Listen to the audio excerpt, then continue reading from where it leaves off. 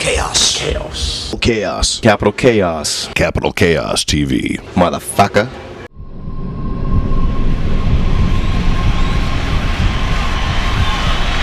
This is the Empire with Capital Chaos TV. I am at Rockstar Mayhem Festival in Mountain View. I am sitting with Mikey of Islander. Very excited to talk with him to find out about the album and what's been going on.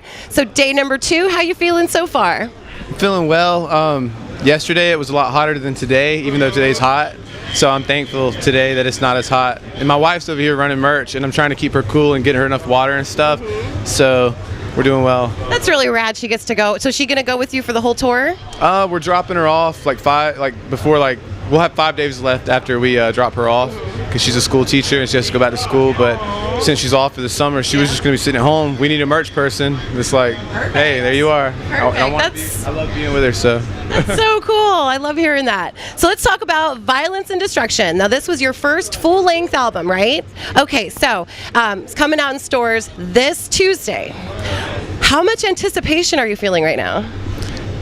I don't think it's all sunk in yet. Like, honestly, I've always heard that, like, as your band is like climbing up the ladder, you don't really know it. It's kind of like being in the whirlwind of a storm, I guess. It's kind of peaceful. So people tell me, like yesterday, Phildy was telling me from Korn, he was like, dude, I heard your song on the radio. He knew the name of it and everything. And I'm like, that's awesome. Like, it's cool that it's getting out there to people. And if it's getting to him, it's getting to other people, and it's reaching. And couldn't be more happy about that. But like I said, it hasn't really sunk in yet. It's our first full length. So it's going to come out while you guys are on Mayhem. Can you give us a little description of what your album is about, lyric-wise, content-wise? What are we going to take from it?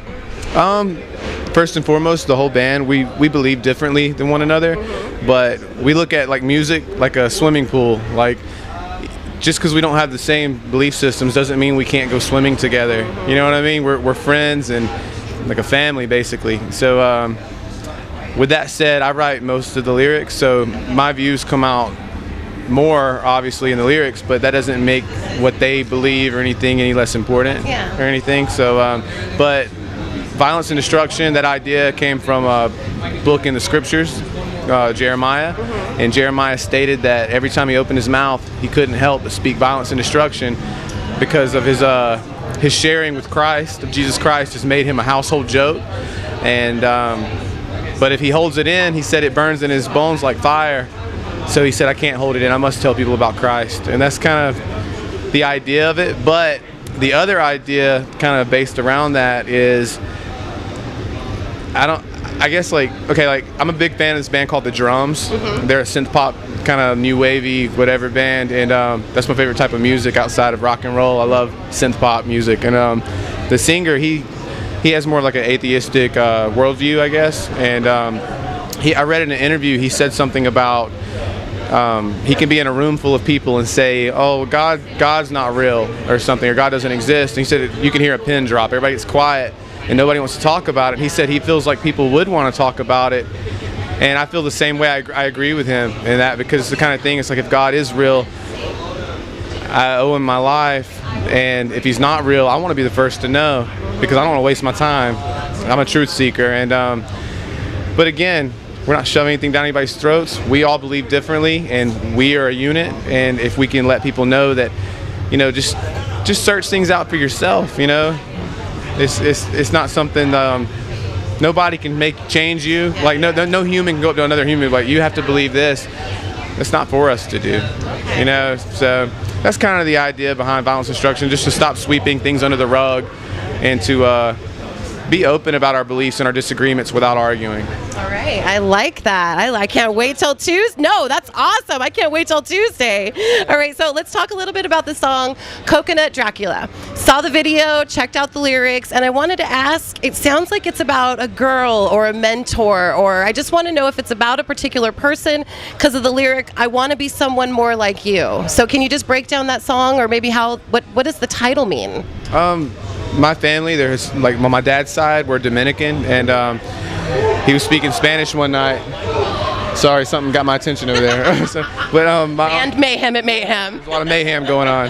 But he was speaking Spanish one night. He said something, that sounded like he said Coconut Dracula, but he didn't say that. And I said, I'm gonna write a song called Coconut Dracula because I like that. So I came up with a story where Count Dracula finds a coconut on the ground, and he bites into it, and he discovers that there must be something more beautiful in this world than the things that he's been giving his life over to and hurting people and being evil and whatnot. And so he goes and gets his name legally changed to Coconut Dracula from Count Dracula. And he's roommates with a mummy, a witch, a werewolf, and Frankenstein. And so they're kind of like right there in the same house as him all the time. They're seeing, they're seeing what's going on. And he's like planting a garden and helping with charities and wearing Batman pajamas and stuff. And the mummy, the song actually is from the mummy's point of view because the mummy represents death. He's these old dirty rags and stuff. And he's seeing this joy that Dracula now has. And he's like, I really want to know, can you teach me how to be more like you, Coconut Dracula? And he's like, I don't want to be dead anymore. Like, how come you're still living with us? You're still a monster, but you're not finding joy in hurting people anymore. That's kind of what it's about. That's awesome. You guys got to check out that video. It's really cool. Thank you very much. Yeah. Again, it can relate to just anybody that you look up to and you want to be more like them. So kind of thing. So now, growing up musically, is there anyone that kind of mentored you or anybody that kind of helped you get to this point today, whether they be famous or just somebody in your life? My brother was the one that introduced me to music. So I would definitely say that he's the first contact that I had with rock and roll and stuff. He took me to an MXPX 90-pound Wish show, and I was in the 5th grade, and I went and I was like, I hate music. I'm never going back. That freaked me out because everybody's going nuts. Going crazy. Yeah. So, and then a few years later, I ended up getting over that, and I got really heavily into music, and I started going to a lot of the band POD. I started going to a lot of their shows, and they're more of like a family-oriented band. They're not out to be rock stars or anything, and they would always hang out with their fans after shows and just talk about stuff that wasn't even music, just about realness. And I just built a relationship with them over the years, and I would say that Sonny from the band, the singer, he's really he's helped us a lot as far as advice on how to take care of my voice, or just I wouldn't say he's like a Jedi mentor or anything, but yeah, but he's definitely someone who has put in a good word for us when we were, I'm not saying we're something now, but I'm saying before anybody even knew our name at all, he was somebody that was right there. And so I have much respect for Sonny. So.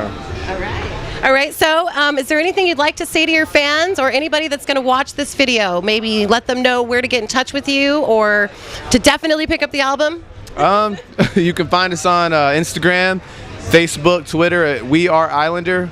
I don't know which one I'm supposed to look at here, but I'll do the rock and roll thing. I'll just keep looking back. I don't know, but yeah, our album comes out on Tuesday, July 8th. Yeah. Pick it up, Violence and Destruction, and thank you guys. We love you. Without you guys, we couldn't do what we do, and they couldn't do what they do. Yes. So you guys are the ones that keep rock and roll spinning. So thank you very much. All right.